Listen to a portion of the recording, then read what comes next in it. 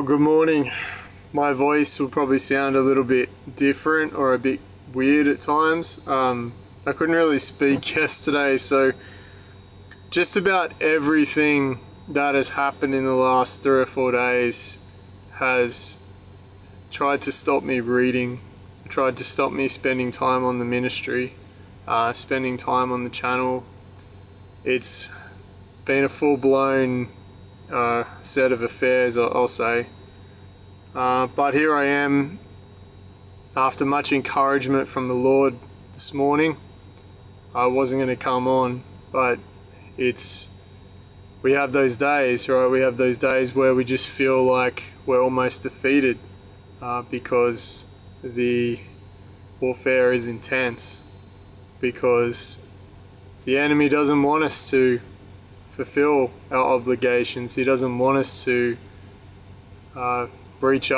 chase after the things that God has in mind for us. He wants us to give up. He wants to exhaust us. And lately I've experienced more of that than in my entire, probably, 3.5 or near 4 years of being in the faith. So it's been very intense. But you know what? I just come on here today because of you, and also to stick it to the enemy and just say, you know what, I'm coming on here, I'm going to read, I'm going to, revel in God's word. So Isaiah 55, let's read this. The compassion of the Lord. Come everyone who thirsts, come to the waters, and he who has no money, come buy and eat. Come buy wine and milk without money and without price. Why do you spend your money for that which is not bread, and your labor for that which does not satisfy? Listen diligently to me, and eat what is good, and delight yourselves in rich food. Incline your ear and come to me. Hear that your soul may live, and I will make with you an everlasting covenant. My steadfast sure love for David, behold, I made him a witness to the peoples, a leader and commander for the peoples. Behold, you shall call a nation that you do not know, and a nation that you did not know you shall run to you, because of the Lord your God, and of the Holy One of Israel, for he has glorified you. So he's talking about his compassion on us, on his people. And he's saying, like, why are we laboring for things in the world that they're not bread, right? It's not true bread. It's not the bread from heaven. But he's saying, listen to me, right?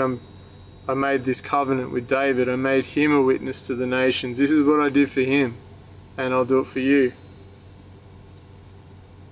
And he's saying that these people, all these people that you don't know, right? These people, they're going to come to you, right? They'll come to you because God has glorified you. And what he means by that is you'll help many people through your efforts for him. Seek the Lord while he may be found, call upon him while he is near. Let the wicked forsake his way, and the unrighteous man his thoughts. Let him return to the Lord, that he may have compassion on him, and to our God, for he will abundantly pardon. For my thoughts are not your thoughts, neither are your ways my ways, declares the Lord. For as the heavens are higher than the earth, so are my ways higher than your ways, and my thoughts than your thoughts. For as the rain and the snow come down from heaven, and do not return there but water the earth, making it bring forth and sprout, giving seed to the sower and bread to the eater, so shall my words be that go out from your mouth.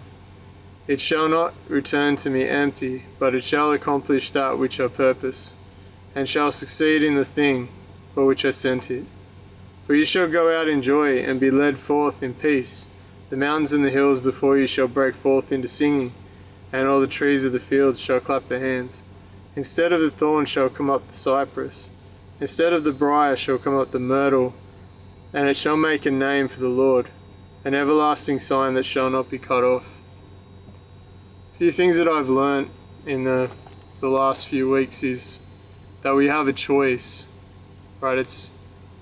If we're called to action, we have a choice. We have a choice to do, or we make a choice not to do. and there are consequences for whatever choice we make. So no matter how hard the situation and how difficult, we have to make a choice. So my choice not to come on here would have had ramifications, not only for the rest of my day, but probably for, for the next few days.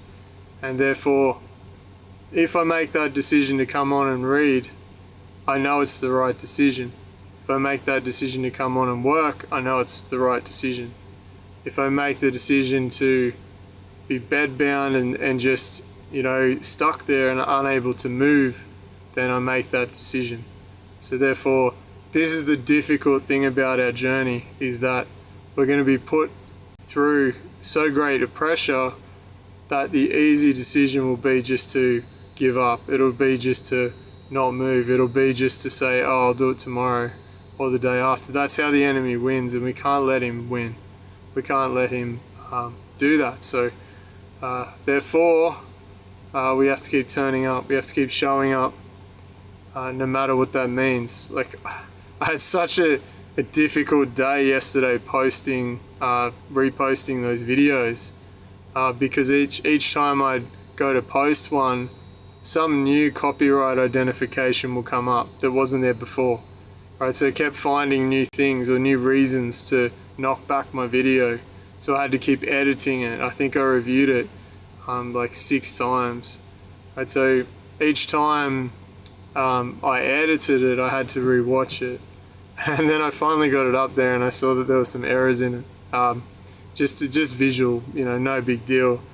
But like, I easily could have spent about 8 or 9 hours just redoing that video, getting that up there yesterday. So it's crazy, right? It's crazy, but everything, at some point in time, you feel like everything is against you, everything is fighting you, and it shouldn't be this hard, but it is.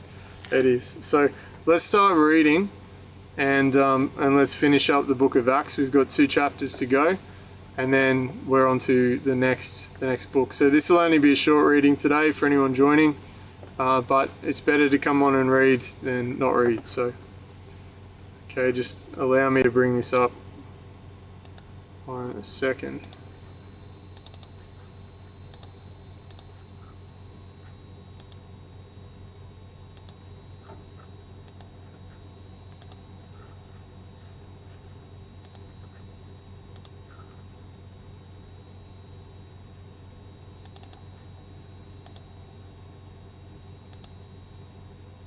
I don't know why it's doing that. It's not even picking up the window. Let me just see if I can fix this. It's picking up the wrong screen. So hang on.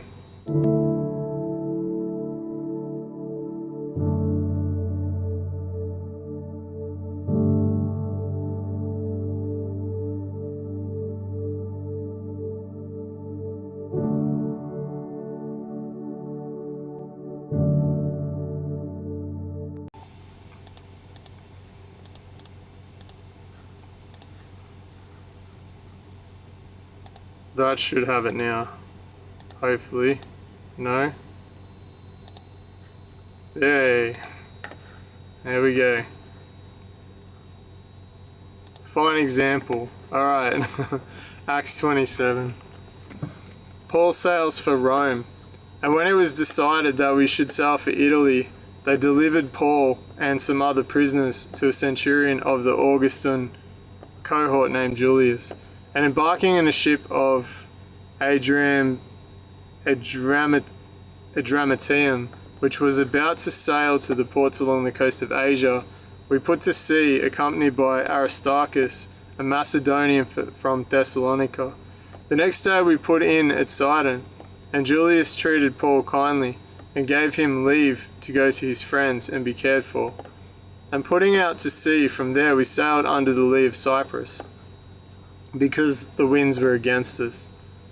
So in order to travel around Greece and around this area, I mean, they had to sail everywhere. And it wasn't huge, vast distances, but I mean, in this time, like we're talking about, danger from all accounts, and also it was costly as well, it was expensive. And when we had sailed across the open sea along the coast of Cilicia and Pamphylia, we came to Myra and Lycia. There the centurion found a ship of Alexandria sailing for Italy and put us on board. We sailed slowly for a number of days and arrived, so they're travelling days at a time, which is a long ride, and arrived with difficulty off Cnidus. And as the wind did not allow us to go farther, we sailed under the lee of Crete off Simone. Coasting along it with difficulty, we came to a place called Fair Havens, near which was the city of Lycia. If you go to our grandparents' era, so the World War II kind of generation and so forth, they had to travel.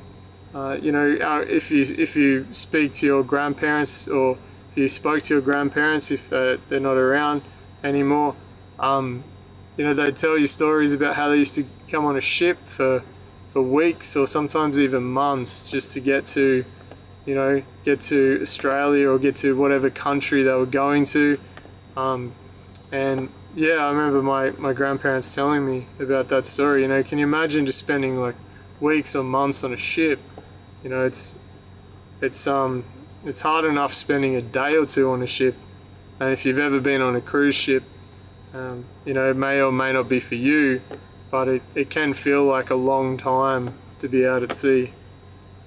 Since much time had passed and the voyage was now dangerous, because even the fast was already over, Paul advised them, saying, "Sirs, I perceive that the voyage will be with inquiry and much loss, not only of the cargo and the ship, but also of our lives." But the centurion paid more attention to the pilot and the owner of the ship than what Paul had said. So Paul's warning them what's about to happen.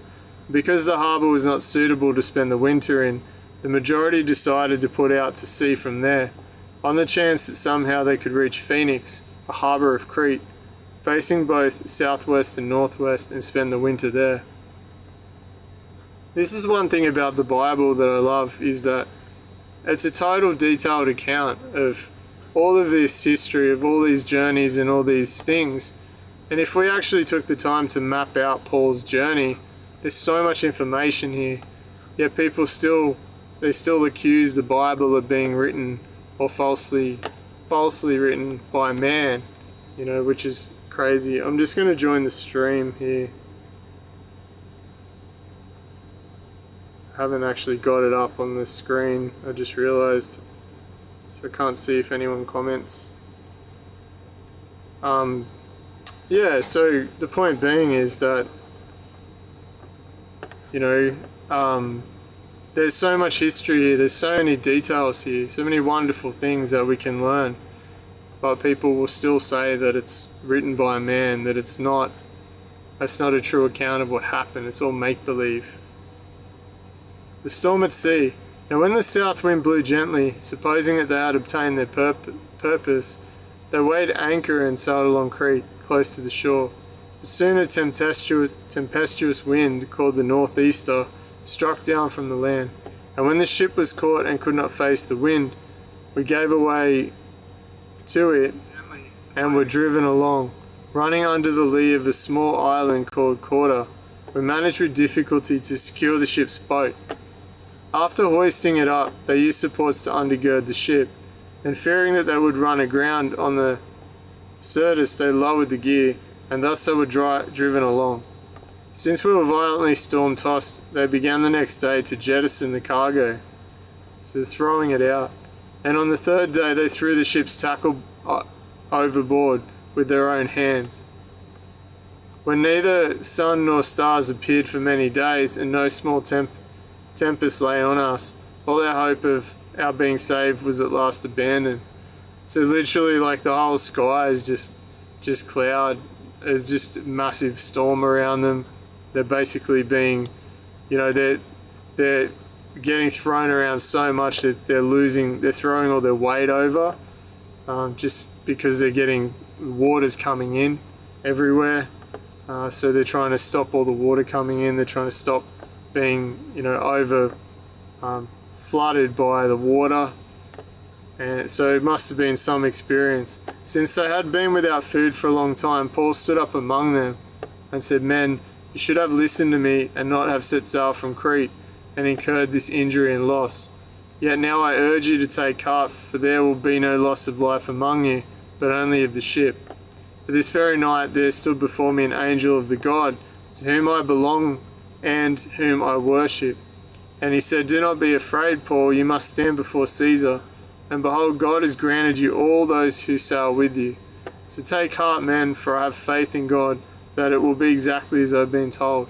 But we must run aground on some island.'" Okay, so these things, they're in the spirit already. They're going to happen. And this is one of the things that, as believers, God will warn us about things. He'll show us about things to come. And they might not be things that we want to see. They might not be things that, there might be things that could be quite intimidating or scary and other things. There could be plots in the spirit. There can be all sorts. So we should always pray against things that, if there's any warnings or if he's showing us things to come that might be bad. But ultimately it's God's will if they're going to occur. So we see here that this is always going to happen. This is part of the story. This is part of God's plan for Paul. And, this is just in the spirit and it's going to happen. He can't do anything about it. In this case, he basically, he's like a passenger along for the ride, And at times we're going to be like that. There's going to be things that happen to us in this world, in this life, that you just can't do anything about.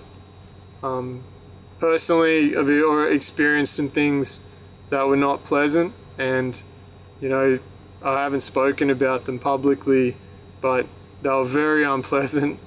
And I was standing publicly before a court, and it was really humiliating, but I was being persecuted for my faith, and God brought it to nothing. Right? God brought it all to nothing. It all came to nothing.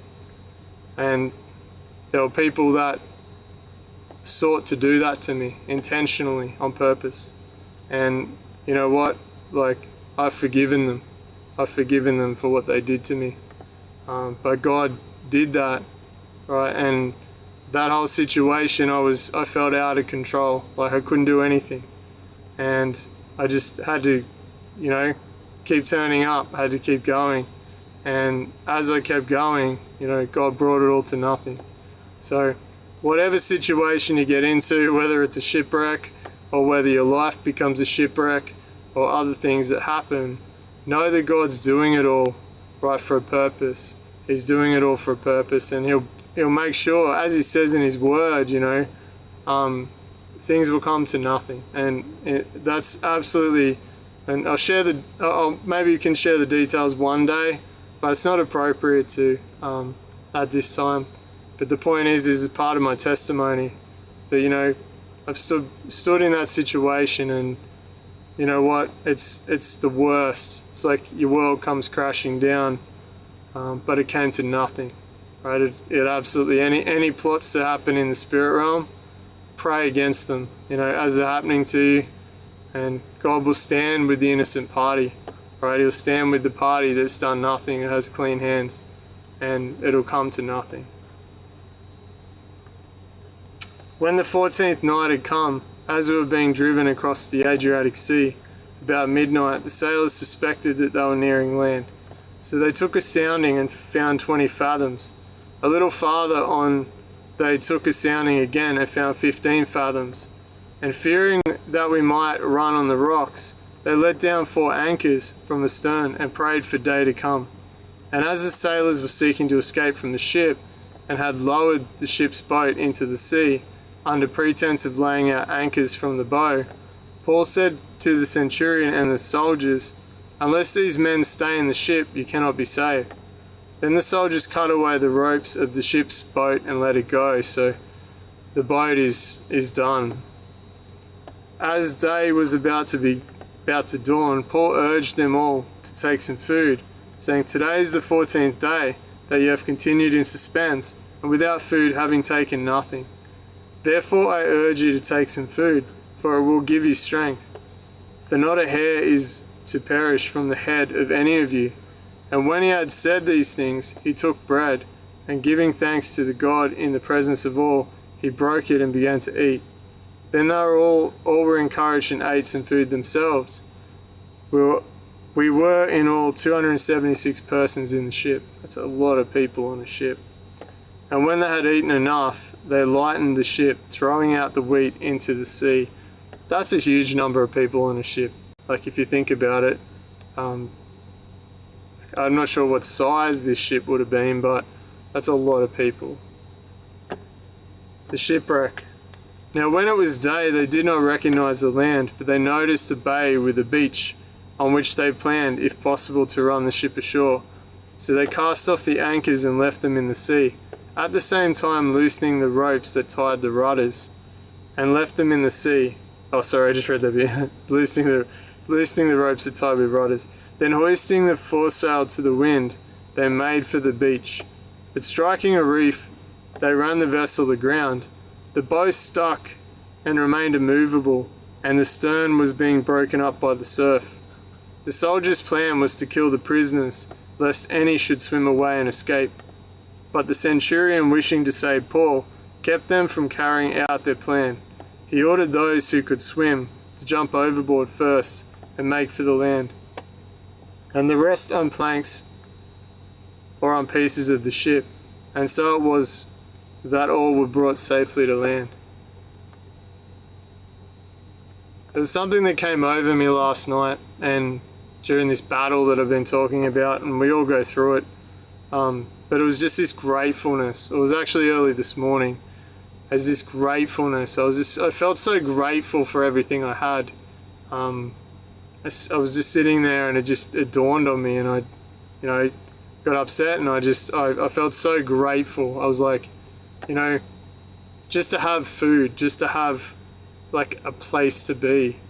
I come across people living in tents in rest areas. They're like living there. There's people that are doing it so tough in this world. There are people that, and overseas, living in cardboard houses, living in just the most horrific conditions.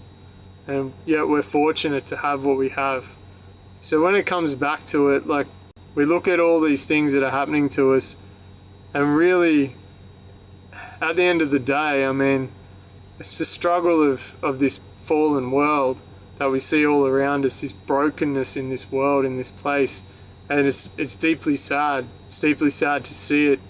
It's sad to see people, just reflecting on a gentleman I recently met who, having a difficult time with his family, and people are so mistreated by people in this world, and then they get angry about it, and they make it worse. So it's really sad. It's sad how we treat each other. That's the real thing. But we should be grateful for what we have, and if we have something, right, we should be willing to share that something with someone else. We should be willing to help others who don't have anything. And it's like, it feels like sometimes, where do you start? Because there's so much suffering in this place. But yeah, just dawned on me, what we can do with the little we have, is, like it says, the righteous, like, it's better to be, I can't remember what the scripture is, but it basically says better to have a morsel, right, than to have abundance with the wicked, right? To be amongst the wicked, it's better to be of God's righteous and have a morsel, just have little, than it is to have abundance with the wicked, or share in that with the wicked. And that's so true, is that, the little that we have, we should be so grateful for, and we shouldn't seek after the things of this world. We shouldn't be seeking after the riches of this world. They're not going to bring happiness and joy. The only really happiness and joy we're going to have or find is in a relationship with Christ. He's the only one that's going to bring happiness and joy. He's the only one who's going to demonstrate true love for us too. I used to question how much, like, if God loved me, I felt like God was punishing me all the time, but he was teaching me. And I remember he gave me a dream where I saw this photo wall of all my childhood memories, like just hundreds of pictures, or not hundreds, but many pictures. And I saw my brother as well, and on the wall, and there were pictures there that I've never seen of myself as a kid, and there were moments through my life that I didn't even remember until I saw it in the dream. And I realized then, God keeps these memories and has these memories because he's been with us our entire lives. He hasn't just been there from the time we were saved until now. He's been there through it all. So he's seen our suffering. He's seen the moments where we're the ones, sleeping in a tent, where we're the ones without anything, where we're the ones sleeping in our cars, or whatever it might be that you've been through. He's seen all those difficulties, and those difficulties are going to be used, right, in order to build up that strength of that character, because it's through that adversity, it's through that trial that we become stronger. It's through those difficulties that we're able to then be able to have the strength to stand when things get tough. And that's the wonderful thing about God, is that he might put us through a lot, we might go through a lot, and we might even blame him sometimes, but he looks past that. He looks past the way that we are to him, because he looks for his greater love and his greater want to see our lives fulfilled, right? To see our purpose fulfilled. So he'll put up with so much from us, and so much complaining, so much whinging, so much negativity. It's amazing how much he puts up with, and he still loves us. Like, he still will tell you he loves you, and that's the God we serve. So, the devil, on the other hand, he's just filth, right? He just fills your world with just negative things and twists everything. He causes confusion and he causes depression. He's the reason why so many people are suffering right now, because of the temptations that he's put before them, and they haven't been strong enough to say no, haven't been strong enough to turn it down. He's just a master at weaving these things in this world. So it's so wicked. Like, we live in such a wicked place. So evil when you look at it. I've been trying to show, in their videos lately, just let people speak for themselves. Let these people that choose to do these things, these evil things, they're just speaking for themselves. I'm not accusing them of anything. They're just speaking on their own words, exactly what's in their heart. Things like saying that, the world's a better place with less children and stuff like that. They're open about it. They're talking about it publicly. They're talking about their goals for society, because they're the ones that have the plan for society. And you see the spirit that's in them. It's not God. That's not love. That's not loving your neighbor. That's not kindness. That's not joy. That's not peace. There's none of that. There's just hatred and anger and bitterness and, fear. Like, their fears are the thing that drive them as well. So, yeah, there's so much evil, and it's just everywhere. It's just oozing out of society at the moment. It's getting worse by the day. And yeah, so I hope you enjoyed the firmament video. I found some of that footage amazing. Like, there's some amazing footage people have captured, and as I said, I learned my lesson about having to source things, like having to make sure when you make videos, put the sources on there. I might have gone a little overboard on that, but then again, I think it's justified as well. As I make more videos, I'll find better ways to format it so it doesn't get in the way. But for now, I'm learning how to put these videos together. It's a lot of work. I mean, some of those videos, the other day I spent 14 hours on the computer just editing one, and that's quite a day. It's quite a day, and sometimes it'll take 2 days like that just to make one. And it doesn't really, you watch it and you can't see the editing as much, but it's having to put together and build a story. So hoping to probably, put together some of my own things as well. But we'll see what happens. We'll see how that plays out. But yeah, I just wanted to point that out, is gratefulness, right? Gratefulness is important. And sometimes God puts that in our heart. He puts it in our heart to remind us, just be happy and content with what you have and where you're at. And even if it is feeling like, at times, why am I here? Okay, like it's difficult, Paul on Malta, let's read this and we'll finish up. After we were brought safely through, we learned that the island was called Malta. The native people showed us unusual kindness, for they kindled a fire and welcomed us all, because it had begun to rain and was cold. When Paul had gathered a bundle of sticks and put them on the fire, a viper came out because of the heat and fastened on his hand. This is quite funny. When one of the native people saw the creature hanging from his hand, they said to one another, "No doubt this man is a murderer, though he has escaped from the sea." So they've immediately judged him because of the snake. Justice has not allowed him to live. He, however, shook off the creature into the fire and suffered no harm. They were waiting for him to swell up or suddenly fall down dead. But when they had waited a long time and saw no misfortune come to him, they changed their minds and said that he was a god. So he's gone from becoming a murderer to a god in the eyes of the natives. Now in the neighborhood of that place were lands belonging to the chief man of the island named Publius,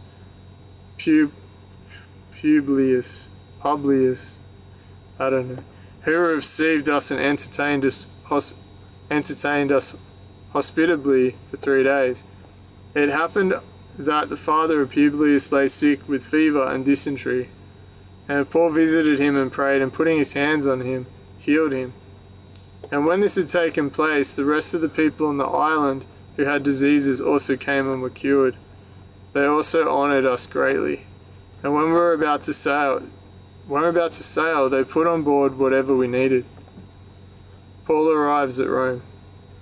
After 3 months we set sail in a ship that had wintered in the island, a ship of Alexandria with the twin gods as a figurehead. Putting in at Syracuse, we stayed there for 3 days, and from there we made a circuit and arrived at Rhegium. And after 1 day a south wind sprang up, and on the 2nd day we came to Puteoli. There we found brothers, and were invited to stay with them for 7 days, and so we came to Rome. And the brothers there, when they heard about us, came as far as the Forum of Appius and 3 taverns to meet us. On seeing them, Paul thanked God and took courage. And when we came into Rome, Paul was allowed to stay by himself with the soldier who guarded him. Paul in Rome. After 3 days he called together the local leaders of the Jews, and when they had gathered he said to them, "Brothers, though I had done nothing against our people or the customs of our fathers, yet I was delivered as a prisoner from Jerusalem into the hands of the Romans. When they had examined me, they wished to set me at liberty, because there was no reason for the death penalty in my case. But because the Jews objected, I was compelled to appeal to Caesar, though I had no charge to bring against my nation. For this reason, therefore, I have asked to see you and speak with you, since it is because of the hope of Israel that I am wearing this chain." And they said to him, "We have received no letters from Judea about you, and none of the brothers coming here has reported or spoken any evil about you. But we desire to hear from you what your views are, for with regards to this sect, we know that everywhere it is spoken against." When they had appointed a day for him, they came to him at his lodging in greater numbers. From morning to evening, he expounded them, testifying to the kingdom of God, and trying to convince them about Jesus, both from the law of Moses and from the prophets. And some were convinced by what he said, but others disbelieved. This is the difficult thing, isn't it? Like, it doesn't matter sometimes. You try and plant the seeds, but at the end of the day, people make a decision. They decide what they believe and what they don't believe. And sometimes you just can't. You could say all the right things, it doesn't matter. And disagreeing among themselves, they departed after Paul had made one statement.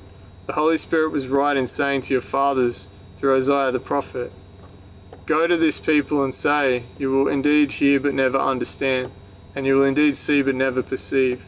For this people's heart has grown dull, and with their ears they can barely hear, and their eyes they have closed. They can't discern the truth when they hear it. It doesn't ring out to them at all. They don't know the sound of the shepherd when they hear his voice. They so should see with their eyes and hear with their hearts, and understand with their heart, and turn, and I would heal them. Therefore let it be known to you that this salvation of God has been sent to the Gentiles. They will listen. He lived there 2 whole years at his own expense, and welcomed all who came to him, proclaiming the kingdom of God and teaching about the Lord Jesus Christ, with all boldness and without hindrance. What we learn about this too, just this passage that says at his own expense, Paul was given this great task, this humongous task, and yet we see that God left it up to Paul to use his resources around him as well. You know, we have these grand visions of going out and being sent out, like, you know, the Acts of Apostles, and like everything's there and it's just you're just doing, and you know, it's like miracles and this and this and this. But we see that the reality of what Paul went through in his journey, one, he had to, you know, gather resources together to plan the trip. He had to take action and get on, you know, in this wearisome trip with so many dangers and problems and things that went wrong. God was with him the entire time. He was with him. But Paul had to, you know, dig deep into his faith and continue. That's the thing, is that, you know, many people will say that, oh, you know, I'm full of faith and so on. Yeah, but when you're tested, right? When your faith is tested, when you're put in situations where you didn't expect, you're put in situations where, you know, are uncomfortable and are horrible and other things like Paul was, you see, it's a test of faith. It really is the thing, and you'll be tested to the nth degree. So that's why we have to use this time wisely. We have to continue, right, to build up this wonderful set of experiences with the Lord, so, you know, you can trust him in these moments. Because in these moments, if you haven't been through anything difficult with the Lord, and then something really bad happens, you know, like, I don't know, something bad happens in your family or life, you know, life just has these things that come along, those moments can be our complete undoing, right? We can be have the most zeal and be the strongest in faith, and yet we hit these moments and they can just undo us. And then we feel that sense of guilt or shame because we're like, well, you know, I thought I had more faith than that. But that's what it is, right? These moments, they build our faith. These moments of testing, these moments where we're brought down to our knees, where we don't really have a reason to keep going, but we choose Jesus, right? We choose him in that moment, in that reason to keep going. He's the reason we keep going, is our loyalty to him. And that's the only reason, right, we keep turning up, we keep getting up, because of that fact. So this story here, it shows it's no fairy tale, right? There's no happy ending here. It's not meant to be, but it's a powerful story. It's a powerful story of a man who was used by God, right? He was used by God in order to help save many. And that sacrifice of his life, he gave up what his life would have been. Like, he was a tent maker, and sure, that doesn't sound like the most exciting life, but he had, you know, who he was before when he was Saul, right? Who he was before, he was respected by many people. People loved him. And, you know, in the end, he was despised by all. So many people hated him and wanted to see him dead. So see how he had to willingly choose this new direction, this new life, and go with it in order to, you know, fulfill his mission, fulfill what God had put in his heart to do. right? And in his case, it directly told him what to do. So he knew how much he was going to suffer, yet he did it anyway, and he was willing to go to Rome. He wasn't trying to run away, he's willing to go to Rome. So we see that through all of these situations that Paul went through. That's how his great faith was built. It wasn't given to him immediately, but you know, obviously in Damascus, that stirred him up, and then from there on, he just went from strength to strength, even through the most difficult situations. So the story of Paul is an amazing story, and it's a story that, while it doesn't have the happiest end, we know that where Paul was in his end was he didn't really care whether he lived or died. He just wanted to serve God, and if he died, he knew, you know, great, I get to go to be with him in paradise. But if I live, then I can bear more precious fruit. So yeah, it's a story of great boldness, Paul's story, and I think we can take a lot from that. So yeah, I'll leave it there, guys. That's the end of the reading today. It's really strengthened me coming on today. As I said, I wasn't going to come on because things were have been really rough. Like, I mean, incredibly rough the last, especially the last week. But you know, I have every faith that things will get better and things are going to improve, and that we'll just keep cracking on. We'll keep continuing on and just take some inspiration from Paul and what he did, and just keep going, you know, keep moving forward. Rain, hail, or shine, you know, just keep doing something each day, and to bring glory to God. So thanks for joining. God bless, and Maranatha.